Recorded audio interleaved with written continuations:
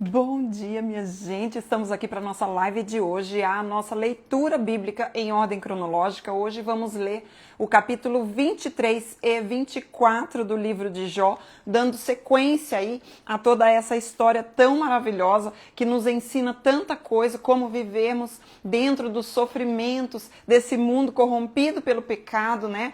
Então, nós vamos aprender a partir da história de Jó como nós podemos passar pelos nossos momentos menos bons, em sofrimento, em dores, porque sim, este é o mundo corrompido pelo pecado. Então a gente precisa, né, olhar para esse livro e enxergar Deus a partir da sua revelação nesse livro que fala sobre, né, de uma forma muito ampla, sobre o sofrimento e a soberania de Deus. Então vamos lá, minha gente, vamos fazer a nossa leitura desse dia de hoje, desses capítulos aqui que são tão importantes.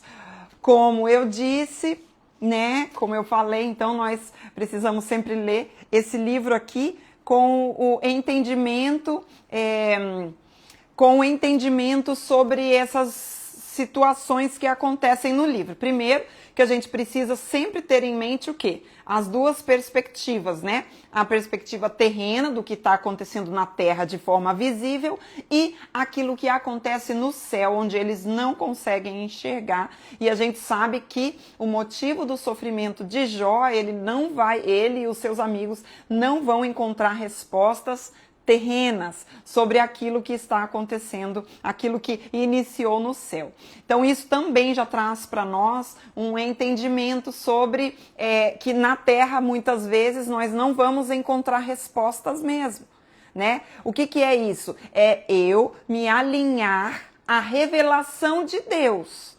Entender o quê? Quando eu leio o livro de Jó, eu aprendo para minha vida o quê? Muitas vezes o sofrimento que eu passo, o momento menos bom que eu passo, nem sempre eu vou encontrar uma justificativa aqui na Terra. Mas eu tenho uma certeza que Deus está, né? Que Deus está. Tá, gente? Então, assim, isso é muito importante na nossa leitura do livro de Jó, e todos os livros, é aquilo que nós vamos fazer aqui à medida que vamos lendo a Bíblia, é encontrar o Cristo e a revelação de Deus nas Escrituras Sagradas, tá? Então não é uma busca por aquilo que eu quero ouvir, mas por aquilo que Deus quer se revelar. Por quê? Porque Ele é soberano, tá? Então vamos lá, gente.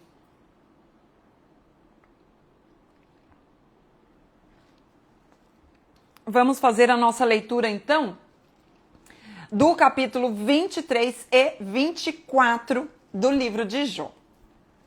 Me contem aqui, gente, o que vocês estão achando? Tipo assim, vocês conseguem mergulhar? Vocês estão vendo né? Ou lendo diminuindo a velocidade mesmo, fazendo uma leitura mais profunda sobre aquilo que Deus quer nos ensinar. Estamos aprendendo a partir das Escrituras Sagradas algo para a nossa vida.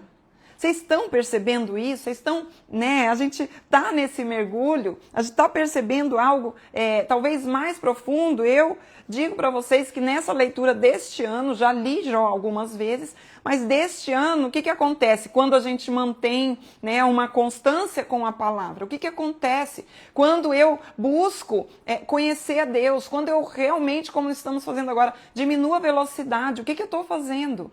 Eu estou indo mais profundo, eu estou observando e percebendo coisas aqui no livro de Jó que eu já tinha lido outras vezes, mas que dessa vez está vindo como algo ainda mais profundo. Eu falei, meu Deus, como é que eu não vi isso aqui antes? Né? Então isso é maravilhoso. E isso vai nos levar a cada dia mais estarmos alinhadas à palavra de Deus, à verdade dele. Né? Por quê? Porque ele é soberano. Então, isso é maravilhoso, isso é um alinhamento à palavra. Não buscar Deus para Ele se encaixar na minha vida, mas eu, a partir da revelação de quem Deus é, eu vou me encaixar em quem Ele é. Tá? Então vamos lá, gente. Vamos começar aqui no capítulo 23 do livro de Jó. Então, como eu falei, né, já nas outras lives sobre o livro de Jó, a gente tem que ter em mente, sim, esses dois S's, né? Escrevam aí os dois S's. E nós temos que ter também, sempre em mente, é o quê? Quem é que está falando? Como eu falei, nós estamos aqui vendo esse livro de Jó e vemos que ele é uma porção de discursos. Começa lá no capítulo 1 e 2, a gente sabe, a gente tem aí o spoiler do que está acontecendo, né? A gente sabe do que vai acontecer. Jó, na perspectiva terrena, não sabe nada, seus amigos muito menos. Né? Então a gente vê tudo isso e dentro desse livro nós vemos aí uma série de discursos que acontecem entre os amigos de Jó, esses três amigos de Jó, depois vai aparecer outro, Eliú, e o Jó. Então a gente vai sempre vendo isso aqui. Por quê? Porque Jó agora vai refutar aquilo que o amigo dele tinha dito. Quem? Elifaz. Tá? Então, Elifaz tinha falado algo aqui no capítulo 22, na nossa leitura do dia de ontem, terrível, grosseiro, duro, né? Sem compaixão, sem misericórdia, né? Que a gente vai percebendo, olha isso, nós vamos percebendo à medida que vamos lendo e vamos dessa forma aqui que eu estou falando de saber quem está falando, a gente vai percebendo que cada vez eles vão sendo mais duros e incisivos com Jó, né? Os dois S, sofrimento e soberania, tá? Então, assim, dentro disso a gente vai mergulhar realmente, né? Bota aí esse seu equipamento de mergulho e bora mergulhar, gente, né? Então, vamos lá, vamos iniciar a nossa leitura em Jó, capítulo 23. Deixa eu ler, eu vou ler na minha NVI, tá? Eu vou deixar a minha Ara aqui do ladinho, porque eu gosto de ter ela aqui do ladinho, e a gente vai... eu vou ler com vocês aqui em Jó, capítulo 23, na minha versão NVI, tá? Então vamos lá. Diz assim, ó. Então Jó respondeu. Tá vendo que inicia com então Jó respondeu. Respondeu quem? Elifaz, que falou no capítulo anterior, tá? E ele foi muito duro com Jó. Ele diz assim: até agora me queixo com amargura, a mão dele é pesada, a despeito do meu gemido. Se tão somente eu soubesse onde encontrá-lo e como ir à sua habitação, eu lhe apresentaria a minha causa e encheria a minha boca de argumentos. Estudaria o que ele me respondesse e analisaria o que me dissesse. Será que ele se oporia a mim com grande poder? Não, ele não faria acusações. O homem íntegro poderia apresentar-lhe sua causa. Eu seria liberto para sempre de quem me julga. Olha que coisa interessante. Quando nós lemos esses primeiros versículos aqui de Jó 23, do verso 1 ao verso 7, a gente vê que ele está sendo ali, né, acuado pelos amigos, né? Os amigos estão descendo a lenha em Jó, né? Antes aqui o Elifaz, meu Deus, né? Desceu a lenha em Jó, e Jó ali naquele momento de tanta angústia, de tanto clamor, de tanto sofrimento, o que ele faz? Ele apela agora para, puxa vida, se tão somente eu soubesse onde encontrá-lo, a quem ele está chamando aqui? Ele está como se estivesse clamando por aquele que é justo, juiz e conhece a sua causa.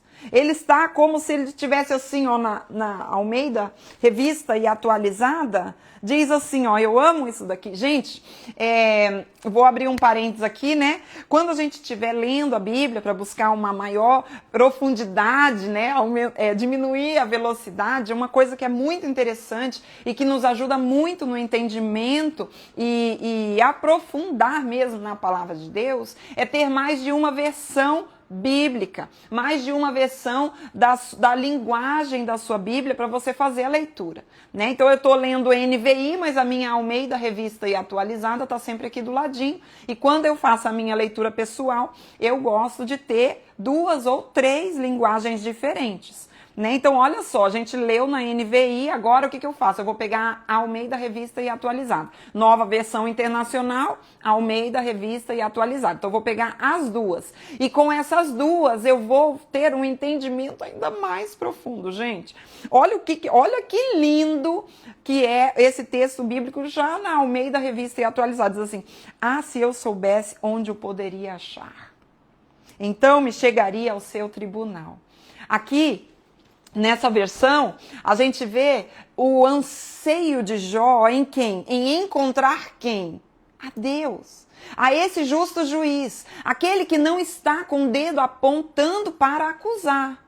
Mas é aquele justo juiz que vai julgar a causa de Jó na sua justiça. Então, Jó aqui, ele está falando, e nesses primeiros versículos nós já vemos isso daqui. E vemos o quê? Um Jó que, diante de tanta acusação dos seus amigos, e que ele olha para a vida dele e ele fala assim, eu não encontro motivo para eu estar passando por isso tudo aqui. Então, se eu não encontro motivo na perspectiva terrena, é algo que está acontecendo no céu e eu não sei. Quem dera eu pudesse estar diante daquele que julga a minha causa. Quem dera eu pudesse estar diante daquele que conhece toda a minha história. Porque ele sim julgaria a minha causa com justiça, coisa que vocês não estão fazendo.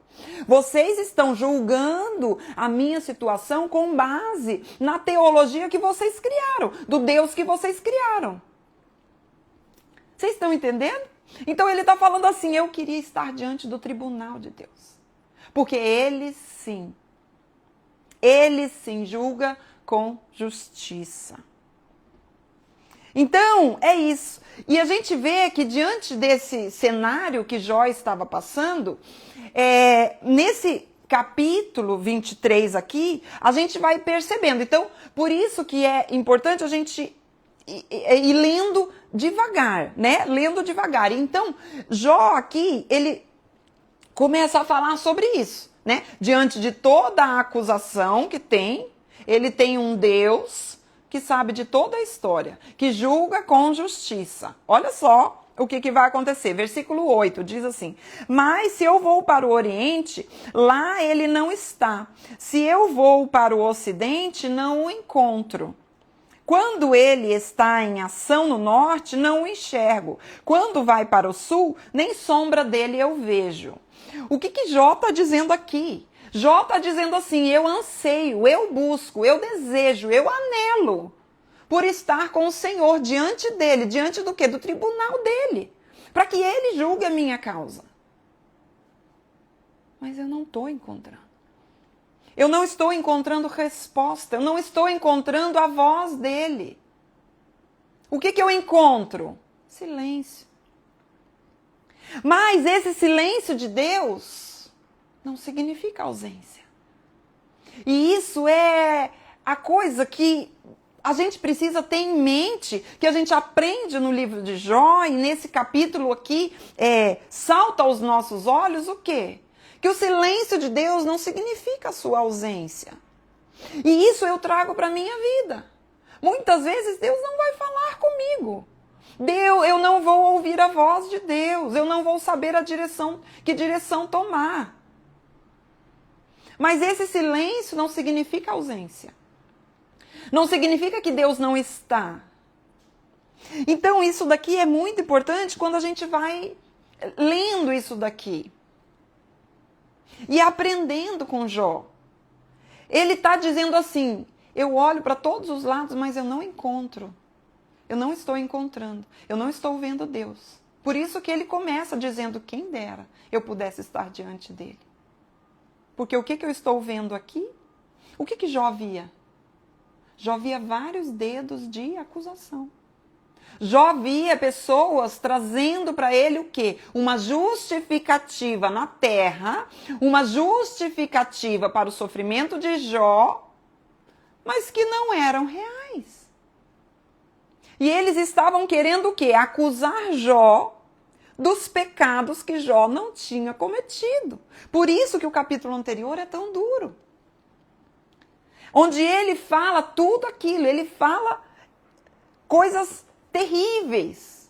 Ele traz pecados para a vida de Jó que Jó não tinha cometido. E ele está falando assim, quem dera. Mas sabe, eu vou em todos esses lugares e eu não estou. Eu estou indo atrás, eu gostaria de estar aqui diante de Deus, mas eu não estou encontrando.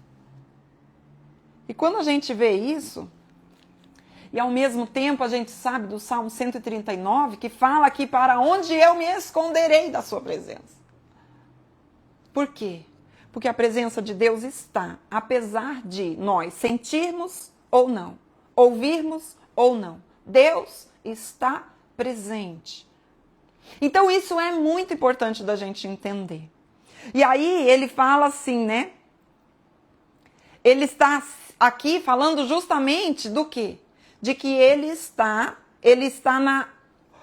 não está ouvindo Deus. Ele não está entendendo o agir de Deus. É isso que ele está dizendo aqui. E aí ele continua no versículo 10. Ele diz assim, ó. Gente, é aquilo que eu falei para vocês, né? Vou até tomar uma aguinha, porque essa parte é muito boa. Meu Deus do céu, gente. Olha isso aqui. Por quê? Eu quero muito, meu desejo mesmo com a nossa leitura e com essas lives de leitura bíblica, incentivar, encorajar, provocar você a uma leitura pausada, a uma leitura sem pressa, a uma leitura sem barulho, a uma leitura bíblica que você vai ler para compreender o que Deus quer. Uma leitura sem barulho, sem pressa. Então, quando eu leio isso daqui, quando eu entro no versículo 20, na minha leitura aqui, que a gente está fazendo juntos aqui, eu vejo assim, mais. Quando eu tenho um mais aqui,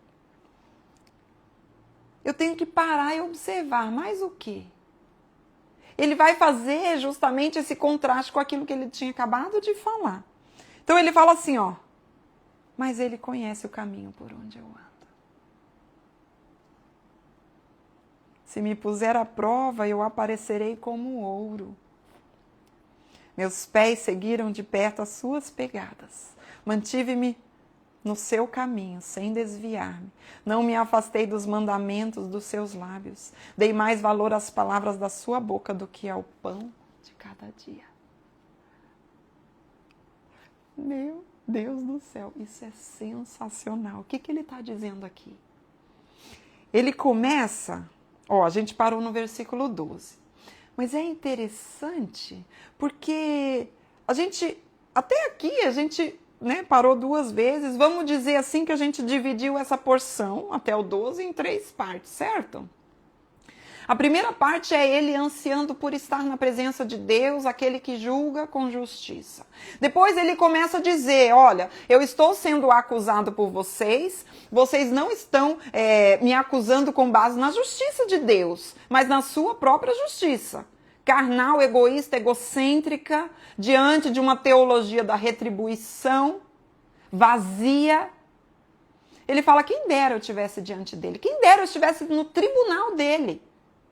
Aí ele diz assim, olha, eu estou buscando ele, o meu desejo, o meu anseio é esse. Mas eu não estou ouvindo a voz dele. Eu não estou encontrando ele. Mas,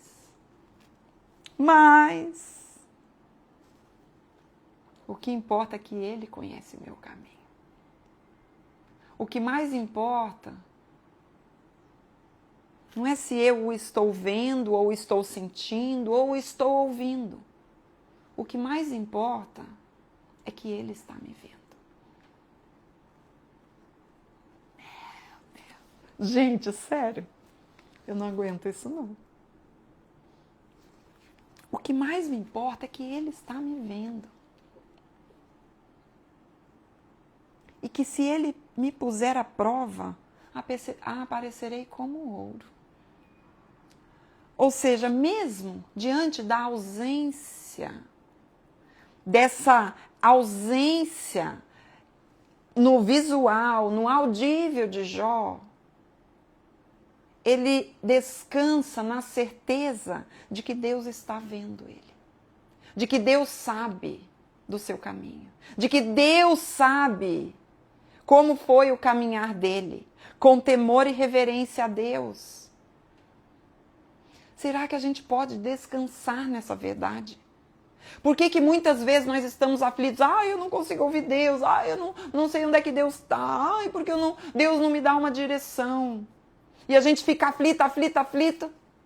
Por quê? Porque não descansamos na certeza de que Deus sabe. Ele sabe do meu caminhar. Ele sabe que eu tenho vivido uma vida para conhecê-lo cada dia mais e aplicar a palavra dele à minha vida. Então, é com ele é o meu justo juiz. É ele quem vai julgar a minha causa. E não aquela pessoa que vive uma vida dissoluta, vive uma vida completamente devassa. Aí quando passa por situação difícil, fala assim, Senhor, julga a minha causa. Julga aí, Senhor. Misericórdia. Que vergonha. Que vergonha. Vocês estão vendo o que Jó faz? Ele descansa onde? Na certeza de que Deus sabe. Você vê que ele coloca essa certeza mesmo no Deus que ele crê. É a fé que permanece mesmo em meio a esse sentimento que ele tem de ausência. Meu Deus. Então, ele fala isso, né? Ele fala que sabe que Deus conhece o seu caminhar. Gente, eu acho isso maravilhoso demais. Aí ele continua assim, Mas ele é quem poderá fazer-lhe oposição. Ele faz o que ele quer. O que ele está falando aqui, gente? Vem comigo. O que Jó está falando aqui sobre o caráter de Deus? No versículo 13, 14. Me digam aí, gente. Jó está dizendo, no momento onde ele está sentindo essa ausência, vamos dizer assim, né? Ele está dizendo assim, mas ele é. Ele faz o que ele quer.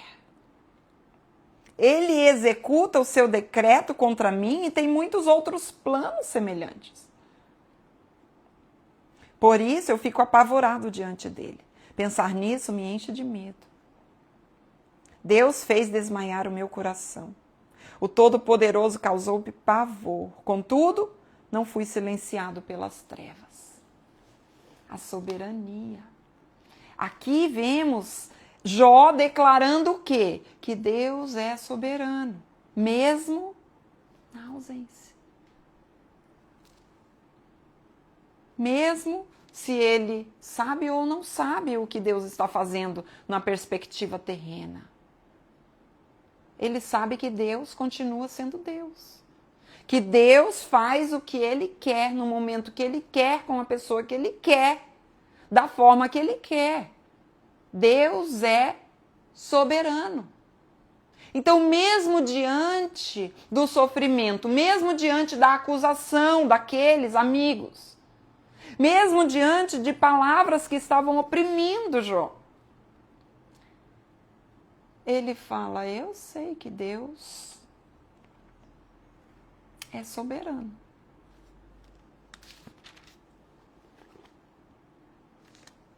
Então, versículo 17, contudo não fui silenciado pelas trevas, pelas densas trevas que cobrem o meu rosto.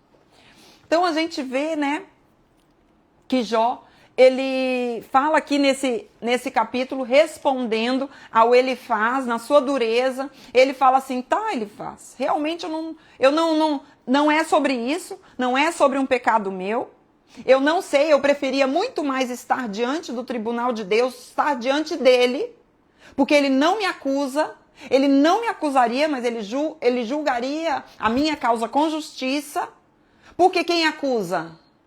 1 João, capítulo 3, versículo 20. Vamos lá? Olha, vamos abrir lá em 1 João, capítulo 3, versículo 20. Diz assim, ó.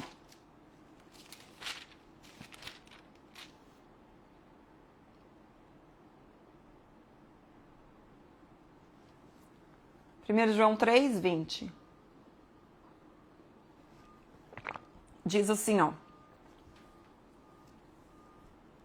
Ó, pois, se o nosso coração nos acusar, certamente Deus é maior do que o nosso coração e conhece todas as coisas. Sabe, gente? Ó, versículo 21 fala assim, ó. Amados, se o coração não nos acusar, temos confiança diante de Deus. Gente, Deus, ele não nos acusa. Quem é o nosso acusador é o diabo, que significa acusador. É ele quem nos acusa. Deus, pelo Espírito Santo de Deus, que habita nos seus filhos, ele vai o quê? Ele vai nos convencer do pecado. Ele vai nos mostrar os pecados. Ele vai, o Espírito Santo de Deus em nós, vai nos levar a reconhecer aquilo que agrada ou não a Deus. E buscar uma vida de santidade, que é o quê? Um alinhamento à vontade de Deus. Então, a acusação vem daquelas pessoas, como os amigos de Jó estão fazendo aqui, que estão acusando com base no quê? Naquilo que eles pensam sobre Deus e não sobre quem Deus é. O que eu preciso entender é que muitas vezes eu estou numa posição de vítima, falando, ai, eu estou como Jó, eu estou sendo acusado injustamente, eu estou sentindo muita opressão, os meus amigos estão fazendo isso, o meu marido, a minha esposa, os meus filhos, ai, porque essa pessoa está me acusando, eu estou na posição de Jó. Ei, muitas vezes, não necessariamente é essa situação que está acontecendo. Pode ser que seja você esteja em pecado. Pode ser que você esteja em pecado e você não está querendo enxergar o seu pecado.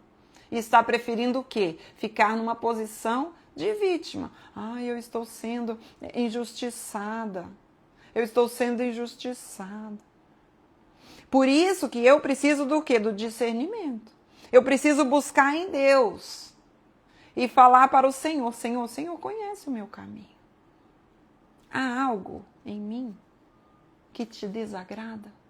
Há algo, Senhor, que eu preciso confessar? Me mostra, Pai.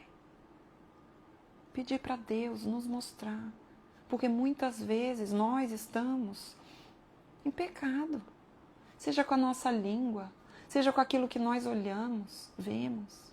Seja com aquilo que armazenamos na nossa mente. Guardamos no coração, pecado escondido. Que a gente não quer mexer. E Deus está ali trazendo à tona. Por quê? Porque Deus coloca luz sobre as nossas trevas. Salmo 18, 28 fala que o Senhor, Ele coloca luz sobre as nossas trevas. E aí, às vezes, a gente diz assim, eu estou sendo acusado injustamente. Não, é o Senhor trazendo luz às trevas. As trevas do teu coração. Então, às vezes, a gente está desse jeito. E nós não conseguimos olhar para nós. Mas é cômodo o quê? Posição de vítima. A posição de vítima é muito cômoda. Maldita zona de conforto. Por quê? Porque é o mundo todo que conspira contra nós, né? É o mundo todo contra nós. O capítulo 24, vamos ver, diz assim, ó. Porque o Todo-Poderoso não marca as datas de julgamento? Porque, aqui, quem que está falando é Jó. Jó continua ainda o discurso dele, tá? Então, ele continua naquele discurso que ele começou no capítulo 23 ali. Então ele continua. Primeiro ele falou lá desse sentimento da ausência de Deus, né, que ele estava diante daquilo, mas que mesmo na ausência ele sabe que Deus é justo e ele está olhando para Jó e Jó sabe que ele não fez aquelas coisas terríveis, inclusive, que os amigos dele estavam dizendo. Então ele chega aqui e diz assim, porque o Todo-Poderoso não marca as datas de julgamento, porque aqueles que o conhecem não chegam a vê-las. Lembra que ele começou no capítulo anterior falando sobre o quê? Falando que queria chegar diante do tribunal. E aqui no 24 ele diz assim, nossa, quem dera, né, eu tivesse data do julgamento. Há os que mudam os marcos dos limites e apacentam rebanhos que eles roubaram. Aí Jó vai começar a falar aqui sobre pessoas que realmente são injustas, perversas, más, ímpias. Levam o jumento que pertence ao órfão e tomam o boi da viúva como penhor. Forçam os necessitados a sair do caminho e os pobres da terra a esconder-se. Vejam, Jó está dizendo que sim, existem essas pessoas. Como jumentos selvagens no deserto, os pobres vão em busca de comida da terra deserta, a obtêm para os seus filhos. Juntam forragem nos campos e respingam nas vinhas dos ímpios. Pela falta de roupas, passam a noite nus. Não têm com que cobrir-se do frio. Encharcados pelas chuvas das montanhas, abraçam-se às rochas. Por falta de abrigo, a criança órfã é arrancada do seio da sua mãe. O recém-nascido do pobre é tomado para pagar uma dívida. Por falta de roupas, andam nus, carregam os feixes, mas continuam famintos. Espremem azeitonas dentro dos seus muros. Pisam uvas nos lagares, mas assim mesmo sofrem sede. Sobem da cidade do gemido dos que estão para morrer. E as almas dos feridos clamam por socorro. Mas Deus não vê mal nisso. Há os que se revoltam contra a luz, não conhecem os caminhos dela e não permanecem nas suas veredas. De manhã, o assassino se levanta e mata os pobres, e os necessitados de noite age como ladrão. Os olhos do adúltero ficam à espera do crepúsculo. Nenhum olho me verá, pensa ele, e mantém oculto o rosto. No escuro, os homens invadem casas, mas de dia se enclausuram. Não querem saber da luz. Para eles, a manhã é tremenda escuridão. Eles são amigos dos pavores das trevas. São, porém, como espuma sobre as águas. Sua parte da terra foi amaldiçoada e por isso ninguém vai às vinhas. Assim como o calor e a seca depressa consomem a neve derretida, assim a sepultura consome os que pecaram. Sua mãe os esquece, os vermes se banqueteiam neles. Ninguém se lembra dos maus, quebram-se como árvores, devoram a estéril e sem filhos, e não mostram bondade para com a viúva. Mas Deus, por seu poder, os arranca. Embora firmemente estabelecidos, a vida deles não tem segurança.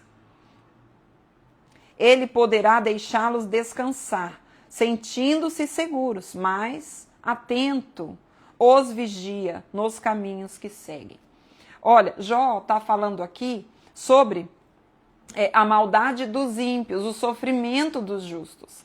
E ele está dizendo que Deus está atento a todos esses caminhos, tanto dos bons quanto daqueles que estão passando pelo sofrimento. E diz assim, ó, por um breve instante estão exaltados e depois se vão, colhidos como todos os demais, ceifados como espiga no de cereal. Se não é assim, quem poderá provar que minto e reduzir-me a nada as minhas palavras? Aqui, Jó, ele está falando em contra daquela teologia que os amigos vinham acusando ele. Falando, se você sofre é porque você pecou. E Jó está dizendo, não, Deus permite com que pessoas boas sofram também e pessoas más passem por momentos de prosperidade. É o que ele está falando aqui. Então, ele está falando, sim, pessoas más passam por momentos de prosperidade nessa perspectiva terrena. Mas o justo juiz, aquele que julga a causa eternamente, ele está vendo tudo. E ele vai julgar no momento certo. Às vezes, nós não veremos essa justiça terrena acontecendo. Mas ele é o justo juiz. Deus é o justo juiz que vai julgar a causa com justiça. É o que ele diz aqui no versículo 24, por um breve instante eles são exaltados. Então, o que ele está dizendo? Ele está aniquilando a teologia da prosperidade. Ele está aniquilando a teologia dos amigos. Ele faz Bildade e Zofar. Ele está aniquilando. Ele está falando assim, ei, gente, tem muita gente ruim que tem prosperidade aqui material. Tem muita gente que está oprimindo os pobres e que passa por momentos de prosperidade. Tem sim. E a prosperidade material, ela não é sinal da aprovação de Deus. Não é. Por quê? Porque isso vai durar um breve momento. É um breve momento. É Jó, de uma maneira muito sábia, dizendo, ei, existem muitas pessoas más, ímpias, perversas, que têm momentos de prosperidade. E Deus é soberano. Mas sabe o quê? Esse momento de aparente prosperidade vai durar apenas o tempo em que ele viver aqui nessa terra. Porque aquilo que é a prosperidade da alma, aquilo que realmente é a prosperidade, que é a vida conforme a vontade de Deus, que é a comunhão perfeita com Deus numa vida eterna com Ele, já sem dor, sem luto, sem sofrimento, essa é eterna. Essa é para sempre com Ele. Essa ninguém tira. Então a nossa vida aqui terrena, ela é passageira. E a gente não pode viver e diminuir o evangelho da graça de Deus a uma teologia matemática de causa e efeito. Você fez coisa boa, você vai ter coisas boas. Você fez coisa ruim, você vai ter coisas ruins. Que Deus é esse? Que você pode calcular? Que Deus é esse que você pode calcular? Assim a gente poderia dizer quando Deus age e quanto de Deus, quanto Ele vai abençoar uma pessoa. A gente diz, nossa, aquela pessoa tem aquilo lá, é porque Deus abençoou. Será? Sabe, gente, é a gente não conhecer o que realmente tem valor para Deus. Aí a gente quer trazer Deus para o padrão desse mundo e achando que quando uma pessoa consegue comprar a sua casa própria, nossa, Deus abençoou, né? Ai, quando está passando por um sofrimento, nossa, Deus tirou a mão. Você está vendo como nós, com essa mentalidade, a gente consegue dizer o que Deus vai fazer? Quem somos nós? Quem somos nós? Então não é isso. Por quê? Porque nós vivemos num mundo corrompido, nós somos corrompidos pelo pecado. Então não é matemático. Não tem como eu limitar o agir de Deus. Porque senão eu vou estar fazendo igual os amigos de Jó. E aí? Como é que eu devo viver então? É chutar o pau da barraca e viver? A teoria, você colhe o que você planta. Que teoria é essa? É o que, gente? Sabe o que nos falta? É compreender o Evangelho. é compreender o evangelho da graça, é compreender o evangelho da cruz, é viver uma vida em santidade, não porque eu vou receber algo em troca. Eu não vou viver uma teologia barata, um evangelho falso e mentiroso, que fala que se eu fizer coisas boas, eu vou ganhar coisas boas. Presta atenção comigo aqui. Se eu penso nisso, você colhe o que você planta. E vamos lá para o texto bíblico, né? Já que veio isso aqui. Vamos lá para... Deixa eu achar aqui o texto. Gálatas. Aqui, ó. Gálatas no capítulo 6, no versículo 7 e 8. Diz assim, ó. A lei da semeadura, tá? Não vos enganeis, de Deus não se zomba, pois aquilo que o homem semear, isso também ceifará. Porque o que semeia para a sua própria carne, da carne, colherá corrupção. Mas o que semeia para o Espírito, do Espírito colherá vida eterna. Olha só. Isso é maravilhoso, né? Aqui a gente já vai mergulhar, vamos lá. Esse texto aqui, vamos para o contexto disso. E aí a gente vive presta atenção, então eu vou falar de duas formas da nossa mentalidade, tá? De uma forma muito simples para a gente entender. Então, a gente vive isso daqui, a gente ouve, ai, a lei da semeadura, ai, que lindo a lei da semeadura, né? Então o que a gente fizer, a gente vai pagar, né? Se eu fiz coisa ruim, se eu estou sofrendo, é porque eu fiz alguma coisa muito ruim, se eu estou vivendo um momento bom é porque eu fiz coisa boa. E assim vai, né? Então eu vou vivendo essa vida aqui, né? Se eu fiz coisa boa, então essa é a lei da semeadura. Ai, você vai pagar aqui nessa terra. Aí vem com aquelas linguagens, né? Que a pessoa só falta dizer um versículo bíblico para defender o seu pensamento. Então fala assim, a lei da semeadura, porque o que você fizer, tá.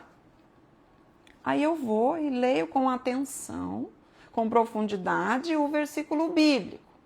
Diz assim, porque o que semeia para a sua própria carne, da carne colherá corrupção. Mas o que semeia para o Espírito, do Espírito, colherá vida eterna. Presta atenção o que diz esse versículo aqui. Esse versículo está falando sobre uma lei da semeadura que vai fazer você buscar algo para o Espírito. Não para você. Gente, tá tão claro no versículo, mas a gente prefere, né, ler de uma forma superficial que nos agrade, que seja favorável para nós e que nos mantenha na nossa zona de conforto e nos mantenha num lugar de vítima, onde, querendo ou não, eu estou vivendo de acordo com o quê? Com a teologia do quê? Matemática, a teologia da prosperidade, onde eu fiz coisa boa, vou receber bênção, eu fiz coisa ruim, eu vou receber maldição. Isso é infantilidade, gente. Isso é falta de conhecer quem Deus é e de conhecer e mergulhar nas Escrituras. Porque o que está dizendo aqui? Ei, se você semeia para o Espírito, do Espírito você colherá vida eterna. O que é semear para o Espírito? O que é isso? É eu semear de acordo com a palavra de Deus. E a palavra de Deus, ela vai dizer assim, olha, filha, se te baterem na face, dá outra.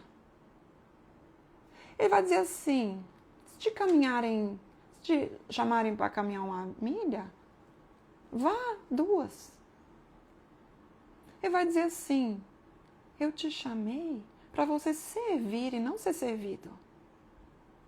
Ele vai nos ensinar a amar ao próximo, não para receber algo em troca. Veja, quando a gente vive uma vida de acordo com a teologia essa, que a gente fala sem entendimento. A gente fala, porque eu tenho que viver a vida da semeadura, né? É a lei da semeadura, eu vou viver isso. É sem entendimento. Por que é sem entendimento? Porque eu acho que é sobre mim. Eu acho que é sobre mim. Eu acho que se eu fizer coisa que seja boa, eu vou receber bem. Se eu fizer coisa que seja ruim, ei, não é sobre você, é sobre o Espírito. É sobre Deus.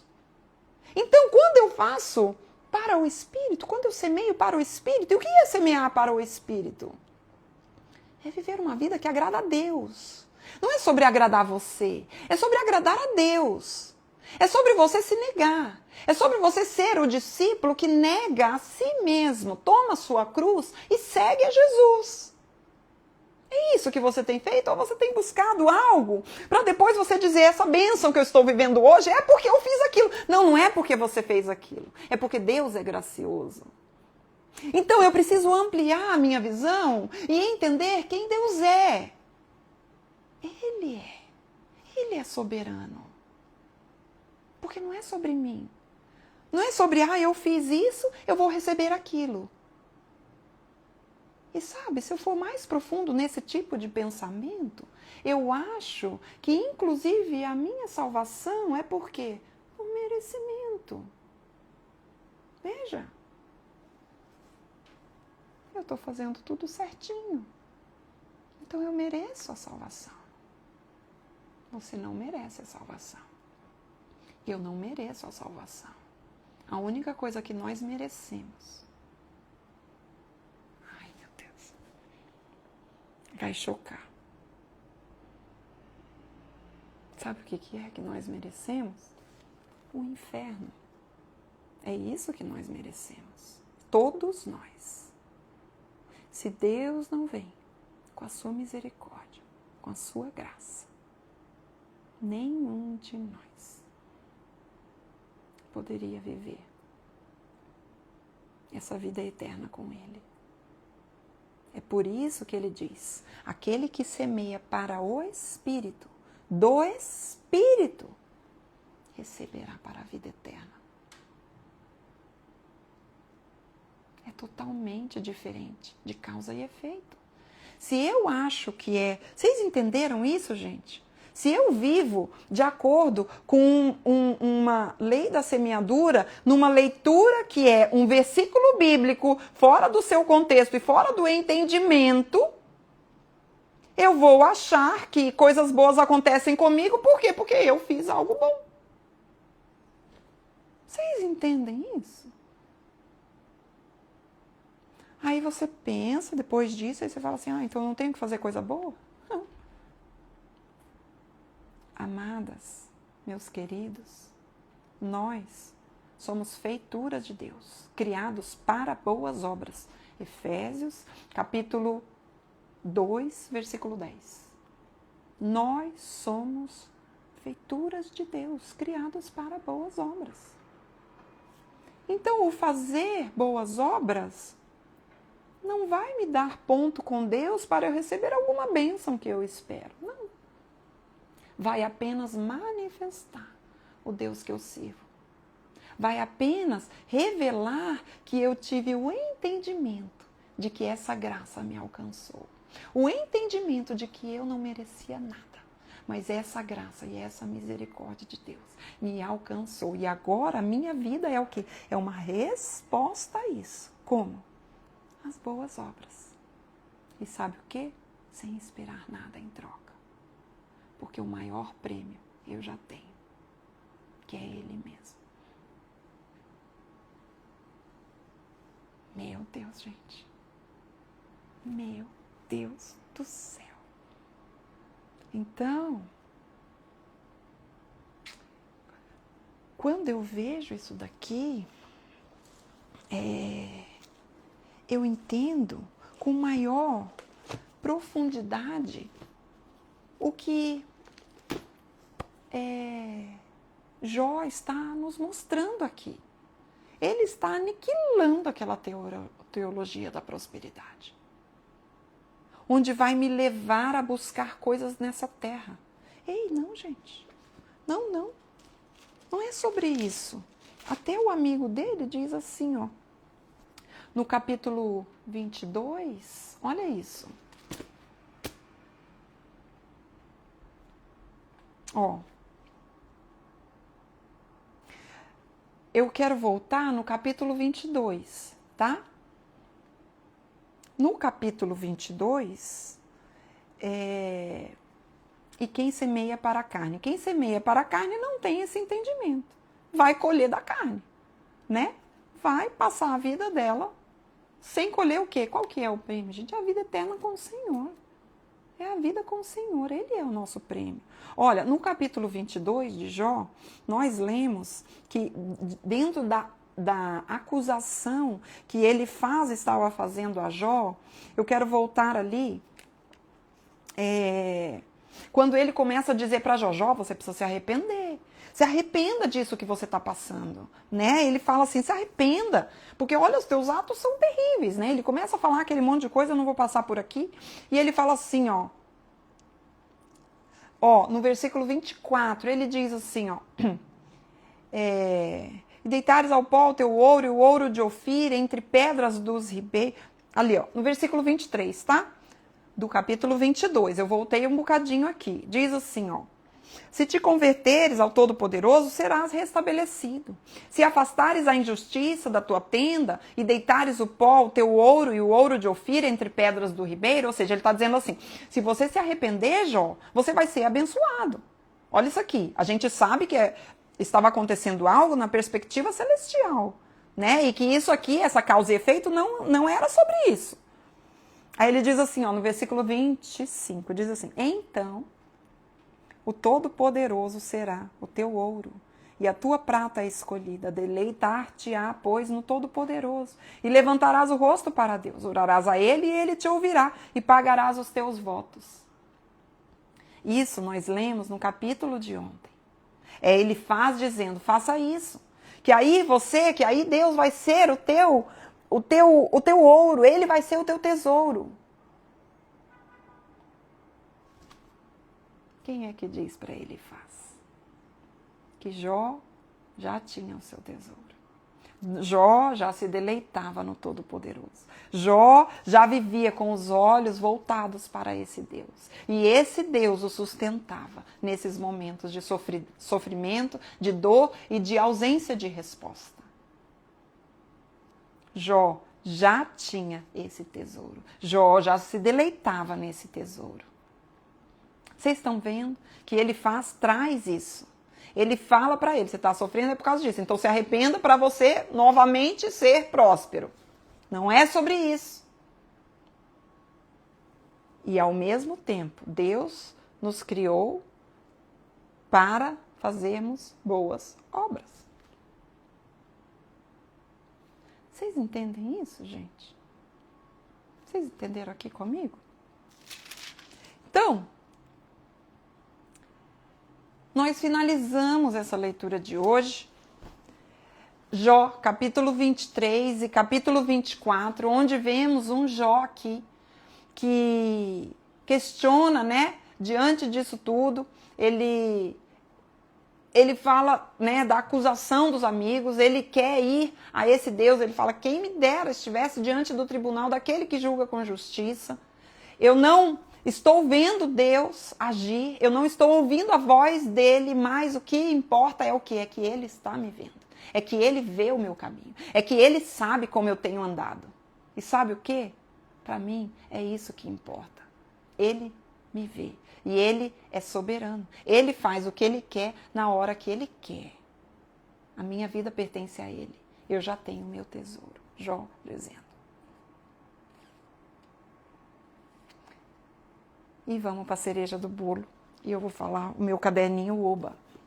O meu caderninho Oba de hoje. A cereja do bolo de hoje, gente. Não tô aguentando. Gente, nós vamos fazer a live hoje, né? Hoje, quinta e sábado. E eu vou manter esses dias de lives, tá? Toda segunda, toda quinta e todo sábado. Claro que se acontecer algum imprevisto, eu aviso vocês aqui, mas eu vou marcar esses dias às 8 horas da manhã sempre. Segunda, quinta e sábado. Segunda e quinta, leitura bíblica da porção do dia. E sábado nós faremos ou devocional com arte ou um mapa mental, tá? Então, nós faremos assim a programação aí das nossas leituras. Sendo que no canal eu vou colocando conteúdo, vou colocando alguns porções bíblicas para a gente ir fazendo a leitura juntamente com todo o nosso planejamento bíblico. Eu não faço lives todos os dias, né? Tem bastante gente que me pergunta. Eu não faço as lives todos os dias, mas é para a gente ler, né, individualmente a porção das escrituras do dia de hoje, de acordo com o nosso plano. Tá bom, gente? Então, vamos lá para a cereja do bolo de hoje. Que eu quero ir, vou pegar lá na minha Bíblia, vou pegar o meu oba aqui, e eu quero ir lá para a Bíblia, para a cereja de hoje. 1 Pedro capítulo 3. 1 Pedro capítulo, deixa eu ver. 1 Pedro, abra lá, gente, abra lá, minha gente. Tá. Nossa. Ai, Jesus amado, que coisa mais linda, gente. Olha só. Então vamos lá. Ó.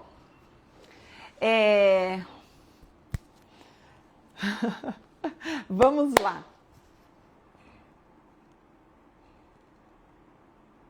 Ó, 1 Pedro, a cereja de hoje, capítulo 1, versículo 6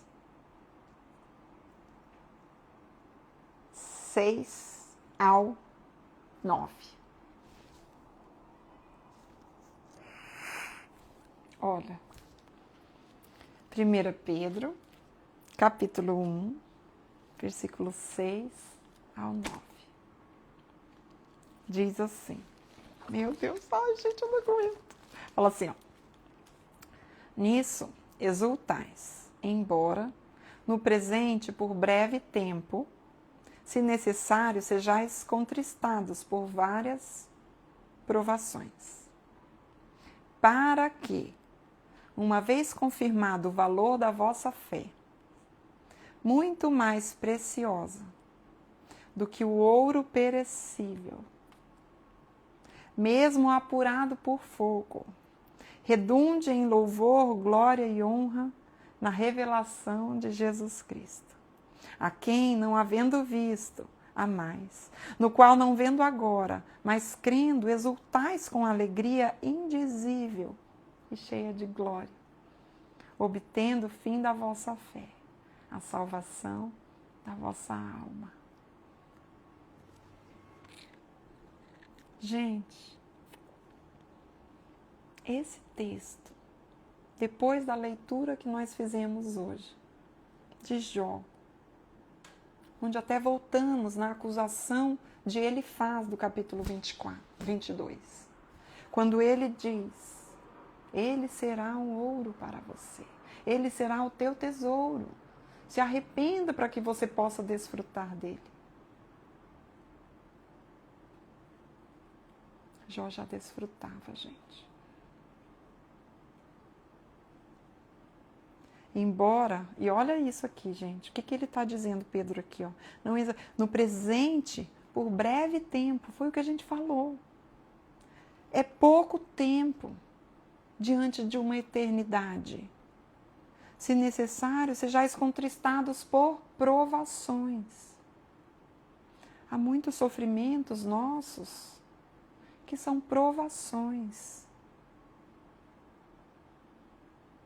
Para que, uma vez confirmado o valor da vossa fé, muito mais preciosa do que o ouro perecível, redunde em louvor e glória. Uma alegria indizível, cheia de glória, obtendo o fim da vossa fé, a salvação da vossa alma. Meu Deus, gente.